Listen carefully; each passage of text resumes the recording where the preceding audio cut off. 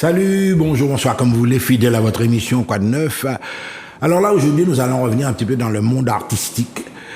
Parce qu'il y a des choses qui se font en Martinique, dans notre pays, dans le monde artistique. Et à mes côtés, j'ai justement Arnaud Adel, Black Sty, si vous préférez, un artiste que nous allons découvrir un peu plus maintenant. Alors, bonjour, bonsoir. Comment Arnaud, Black Sty, comment je t'appelle là? Black History. Black History. Black History. Alors, pourquoi le pseudonyme d'abord? Black History, en fait, c'est le premier pseudo que mes amis m'ont donné. Alors, j'en ai déjà eu plein d'autres, mais je suis revenu à celui-là. C'est mon tout premier pseudo que d'ailleurs je n'ai pas choisi. C'est mes amis d'enfance dans la cité FLG, ils vont se reconnaître, qui m'ont donné ce blaze Black History parce que par rapport à mon amour pour le côté black, tout ça, et puis ils trouvent que je suis assez réfléchi, spirituel. Alors tu as évoqué une cité, etc. Alors tu es originaire d'où en Martinique?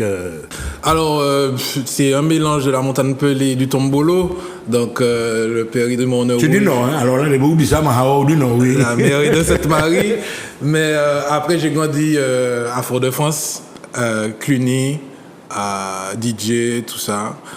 Voilà, donc voilà, je suis un gars de la Martinique en vrai, de partout. Alors l'éveil se fait, tu es intéressé par l'activité artistique. Alors au départ, tu as des parents, n'est-ce pas? Ça te vient de qui? Cette fibre artistique là, ça te vient de qui là? Je pense que génétiquement, ça doit me venir de mon père. Mais lui-même ne se vit pas comme un artiste. C'est que lui, c'est un tambouillé. Il joue au tambour. Alors, oui, mais c'est un il joue artiste au à sa tambour. manière, Blacky. Oui, mais il joue au tambour sans se prétendre artiste. C'est-à-dire, il aime ça. C'est spontané, quoi. C'est spontané. Lorsqu'on fête son anniversaire, il n'y a pas de chenille qui joue. Quand on commence à taper tambour, on a chanter, c'est beaucoup payé. Donc, je pense qu'il a plus de fibre artistique que ma mère. Mais sinon, on va dire que ma mère aussi a une fibre artistique au niveau des mots. Elle écrit, elle écrit beaucoup. Le sens de l'écriture, elle fait des poèmes, des choses comme ça, oui. En fait. Voilà, elle aime beaucoup écrire, ma mère. Donc, tout ce qui est dossier, machin. Voilà, donc j'ai baigné dans ça, mais quand moi-même je me suis intéressé à la musique, on va dire que ma famille était assez surpris. Ils étaient assez surpris de ce choix. Ils n'ont pas été d'accord tout de suite à m'accompagner. Mais là, tu disais bien qu'en Martinique, le leitmotiv, c'est Tibolom musique ou qu'il fait. Gassam, Kali, la vie artiste red, etc. Ouais. Est-ce que tu le constates maintenant quand tu es dedans? Est-ce que la vie artiste red? Ben, la vie artiste red, mais c'est surtout, il faut avoir un mental solide. C'est ce que j'appelle dans mon livre le mental de vainqueur. C'est-à-dire que c'est sûr que c'est un milieu où il y aura tu seras confronté à des désillusions, à des échecs, voilà, on t'a vendu du rêve, voilà. Ça va pas tu toujours. Tu te vois comme Kalash, quoi. Voilà, ça va pas toujours aller bien, mais il faut se rappeler que si tu es un artiste, c'est déjà quelque chose de formidable, puisque ça veut dire que tu as des choses à dire, tu as des choses à partager, et tu as aussi cette capacité de création, et c'est ça justement qui est le plus important au-delà de l'objectif. Alors, un artiste, etc., on va pas parler, bon, pour évoquer ton parcours scolaire, ça va, tu as pas fait de hautes études ou lycée, collège? Oui, j'ai fait lycée, j'ai fait après BTS agronomie, j'ai fait après BTS en communication des entreprises. C'est très important ce que tu me dis là, c'est très très très important. Peut-être ou pas t'écrire, oui. Agronomie, tu as un amour de la terre. Oui, c'est encore par rapport à la famille du Montnerouge, c'est-à-dire que quand j'ai eu mon bac, c'était déjà quelque chose d'assez... C'était pas sûr que je l'ai. Donc quand j'ai eu mon bac pour moi, ben voilà, j'avais eu le Saint Graal, qu'est-ce que je fais? Et ben là, j'ai pris exemple sur ma famille, d'ailleurs un cousin à moi, Rico, qui était franchement dans l'agronomie. Et j'ai suivi, comme moi j'aimais bien faire tout ce qui était pépinière avec lui, tout ça. Donc j'ai suivi et puis je suis allé dans ce truc par dépit en quelque sorte, puisque c'est plus par amour de la famille, mais pas vraiment par amour de l'enseignement agricole. Et après j'ai dû bifurquer, aller vers quelque chose qui me ressemble plus, comme la communication. La communication.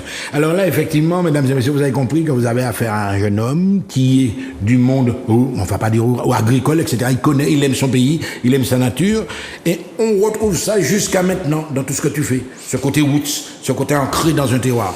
Oui, alors c'est-à-dire que dans mon cheminement, parce que mon cheminement n'a pas commencé aujourd'hui, je pense qu'on a retrouvé ça d'ailleurs dans mes créations que j'avais signées New Bel Air, où j'avais mélangé justement le côté moderne et aussi traditionnelle. Ouais. Oui, j'avais chanté des choses comme les répondait, faut que vous répétez ça, la vie nous belle, belle. Oui. Influencé peut-être aussi par le gros cas aussi, enfin gros cas tambour, belle, toute qualité. Tambour, comme on dit le patin, mais qu'à frapper tambour. Donc en vrai, il y a qu'à chanter belle, il y a qu'à chanter en l'eau. Mais moi, à la base, ça pas été super intéressé. Moi, l'élémenté jeune dit belle, moi, t'es plus Rio. Mais après, en grandissant, j'ai compris un peu la subtilité qu'il y a dans le chant belle. Et le respect que tu dois accorder à ce genre. Voilà, et après, naturellement, je me suis amusé à m'exprimer sur le tambour quand il tapait.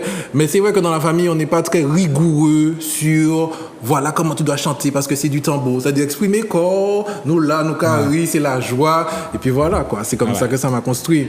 Expression naturelle également, ancrée dans son terroir. On va passer au côté. Qu'est-ce qu'on prend d'abord, la musique ou alors l'écrivain? Qu'est-ce que tu choisis? On commence par l'écriture. L'écriture. Alors, on va commencer par l'écriture. Donc, tu nous arrives avec un livre, Le parachute de l'artiste. Oui. Le mental du vainqueur. Je traduis en gros, on voit déjà les jaquettes.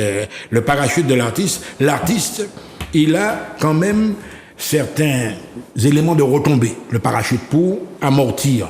Voilà. Le mental du vainqueur. Le mental de la résilience. L'artiste doit toujours rebondir. Qu'est-ce que tu as voulu montrer exactement à travers... Alors, c'est ton premier roman? C'est mon premier bouquin, oui. Ouais. Et en fait, ce que j'ai voulu déjà montrer, c'est interpeller sur le respect que le monde donne à un artiste. Peu importe sa taille, son ampleur, ses origines, qu'il soit reconnu, qu'il soit pas reconnu, qu'il ait commencé. C'est-à-dire qu'un artiste, pour moi, c'est quelque chose d'extraordinaire. C'est-à-dire qu'un artiste qui a décidé que l'art le dégoûte maintenant, parce qu'il n'a pas eu des objectifs. C'est comme si c'est une bibliothèque pour moi qui brûle. C'est-à-dire qu'il faut donner du respect à ces artistes parce que maintenant, on est dans une époque où le divertissement est une portée de clic. Le divertissement à la télécommande, mais en vrai, les artistes, ce sont les télés naturelles du monde. Ça n'a pas de prix. Quelqu'un qui arrive à te divertir comme ça, juste avec ses mots, en chantant, en faisant une sculpture. Et je trouve que le monde ne respecte pas assez les artistes. Alors justement, je suis en train de feuilleter un don, le pouvoir de création. Autrement dit, je n'ai pas dit que tu sacralises un petit peu les objectifs de l'artiste, mais c'est pas n'importe qui peut se déclarer artiste. C'est-à-dire que... C'est réservé quand même à... Il y a beaucoup... Je pense que naturellement, comme on a toujours un petit enfant en nous, cet enfant-là, il est artiste. Mais après, c'est pas tout le monde qui décide de le développer dans ce domaine-là. Ceux qui ont décidé de le développer, cet artiste, il faut les respecter. C'est vraiment les encourager aussi. Les encourager, les respecter et faire en sorte qu'ils ne soient pas déshumanisés, qu'ils ne soient pas dégoûtés, en fait, d'avoir choisi ça. Tu vois? Oui, mais il y a un truc, alors là, tu sois direct avec moi. Dans notre pays, là, la Martinique, est-ce qu'on prend en considération la culture, les artistes? Tu réponds franchement, hein. Est-ce que tu estimes qu'on nous prend en considération? Parce que je me mets également dans... Je pense que pas assez. En Martinique, pas assez. Et je pense que c'est quelque chose de mondial. C'est-à-dire que la Martinique, c'est encore plus parce que comme on est un petit territoire, c'est-à-dire qu'on a besoin de se serrer les coudes pour pouvoir bien vivre en Martinique. Et c'est ça que les gens, il faudrait comprendre. Et il faudrait inciter, valoriser toutes les formes artistiques qui existent en Martinique et qui existent ailleurs. Après, à travers le livre aussi, je montre que souvent les outils qu'on utilise pour comparer les artistes on remet la jaquette, avec les nombres de vues, les trucs... Les réseaux, réseaux... C'est une couillonnade, quoi. En fait, ça détruit beaucoup d'artistes. Ça fausse les données également. Hein. Ça fausse les données. Donc moi aussi, je trouve que c'est comme une concurrence déloyale. Voilà. Mais ça détruit, c'est que ça détruit la vie. La spontanéité, l'image, même le côté intrinsèque de l'artiste. Voilà, parce qu'il faudrait s'imaginer un artiste qui s'est donné à fond, mais qui n'a pas une équipe pour pouvoir acheter des vues, pour pouvoir machin. Et quand il met sa production sur Internet, comment à chaque fois qu'il revient pour voir où ça en est, le score, comment il peut être démoralisé, il peut se sentir mal, il peut avoir ce sentiment d'échec, alors que ce qu'il a fait est formidable.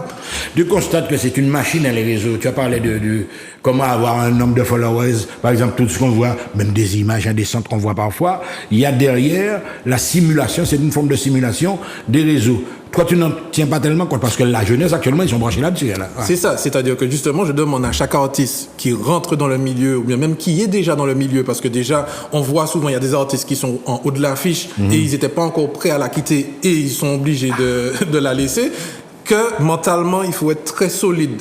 Donc, je dis aux artistes de ne pas, c'est pas à eux justement d'être attentif à ces chiffres-là. Vous devez être attentif à votre création, à votre cheminement créatif, parce que si vous avez décidé de créer, ce qui nous intéresse, c'est vos créations. Et c'est pour ça que moi, je change beaucoup de blase, parce que moi, j'estime que c'est la création qui doit attirer, et pas, on est dans une peopleisation, si on peut le dire, de l'artiste, où l'humain est mélangé avec ses créations, et des fois, l'humain prend le dessus, hélas. Ouais, mais là, il faut être bien clair, là. On est dans le monde du business, en fait. Voilà. Tout ce que tu vois là, c'est toute une mise en scène pour pouvoir vendre. C'est ça. Hein? Voilà. C'est l'argent raconté, quoi. Voilà. Ouais. Voilà. Et je vois, par exemple, un exercice d'introspection. Qu'as-tu ressenti derrière le micro? Étais-tu conseillé lors de ton enregistrement? Donc, tu as prévu toute une série de petites questions pour... C'est un mode d'emploi, quoi, pour le lecteur. Voilà, c'est-à-dire après chaque chapitre, il y a des questions d'introspection pour que la personne puisse justement, qui a lu le livre, puisse...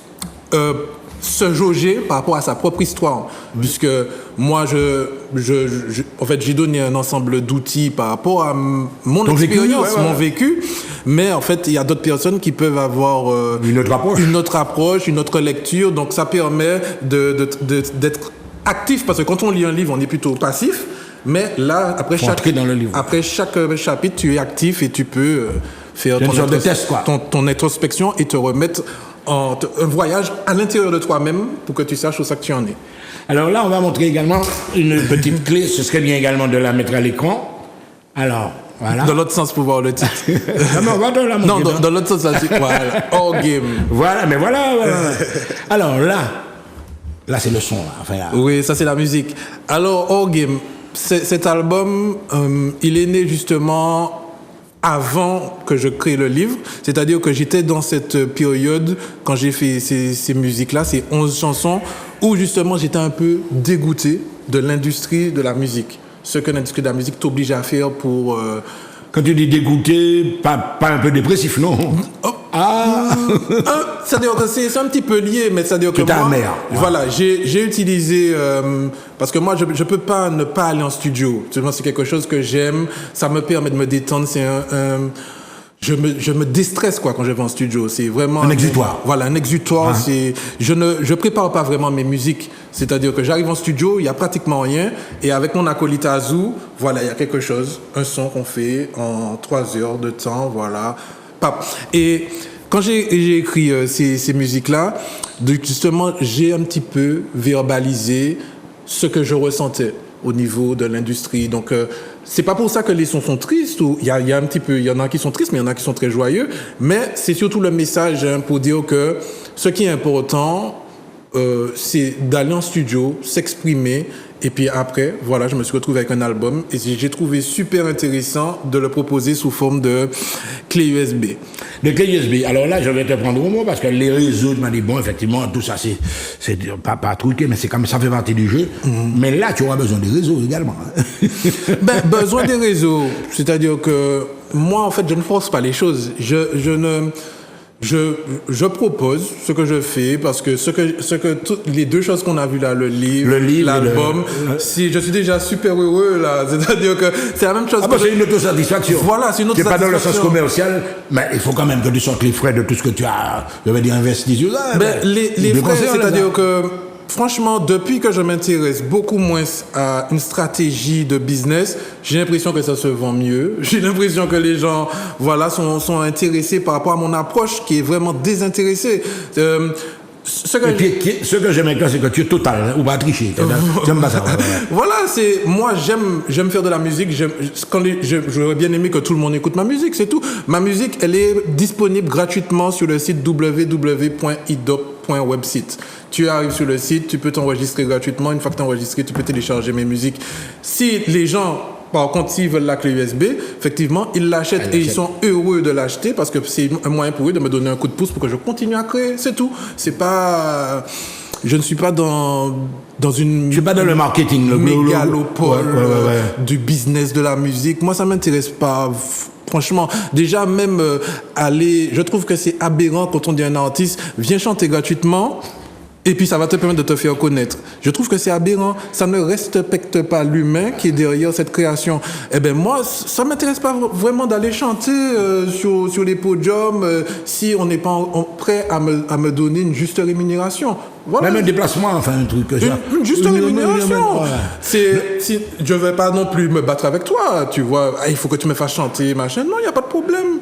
Voilà ce que je fais. Si ça t'intéresse, tu prends. Si ça t'intéresse pas, il n'y a pas de problème. On est là, on est dans la joie. Je suis dans le monde des médias également, Blacky. Tu sais qu'au niveau des diffusions, etc., il y a tout à... Alors là, est-ce que tu as déjà commencé à placer le produit, en fait, tout ce que tu fais aussi bien le son que le... Ben là, ça va commencer. On a commencé. Voilà, ça commence. On a commencé avec Zouk TV. Franchement, merci de m'accueillir pour parler de ce que je fais. C'est déjà formidable. Et puis, on va proposer. Si ça intéresse, je pense que voilà, les gens vont adhérer. C'est la notion de déception, sentiment d'échec, tout ça, c'est quelque chose qui parle à tout le monde. Après, là, c'est humain. Voilà, c'est humain. Il y a des déceptions, des sentiments d'échec. Et pouvoir l'aborder, pour pouvoir rester solide, c'est quelque chose qui peut intéresser tout le monde. Avoir quelques clés, c'est quelque chose d'intéressant. Là, on va passer aussi à une étape, forcément. Tu m'as dit que les prestations publiques, etc., venir ballon un coup de main, ok, visibilité, etc. Mais tôt ou tard, tu seras amené à te produire. Ouais. Alors, est-ce qu'il y a un manager derrière toi ou même qui a fait des affaires ou comment ça se passe? Alors, je travaille avec Team Media Caraïbes au niveau du booking média, toute la visibilité. Justement, c'est une patriote martiniquaise, donc moi, ça m'a fait plaisir de travailler avec elle. Ouais. Et au-delà de ça, rien n'est vraiment préparé. Je ne sais pas où ça va m'amener. Tu n'as pas de planning, quoi? Non. J'ai pas de planning. En fait, je vais là où mon cœur me mène et je fais ce que mon cerveau a envie. C'est mon leitmotiv. Tu te fais plaisir aussi? Je me fais plaisir. C'est-à-dire que pour moi, c'est pas la destination qui est la plus belle, c'est le parcours, c'est le chemin. Là, je suis en train d'apprécier le moment avec toi à sa juste valeur. Je parle de ce que j'ai fait et j'espère que les téléspectateurs vont surtout comprendre le message que j'ai voulu faire passer dans ce livre et dans cet album aussi. Musical. Merci. Mesdames et messieurs, vous avez compris que vous avez affaire à un artiste déterminé. Comme on dit, il n'est pas là pour flatter les gens, etc. Il vous propose son produit, son bouquin, également ses sons. Je suis sûr que déjà chez vous, vous l'appréciez. À très bientôt. À bientôt. Big up.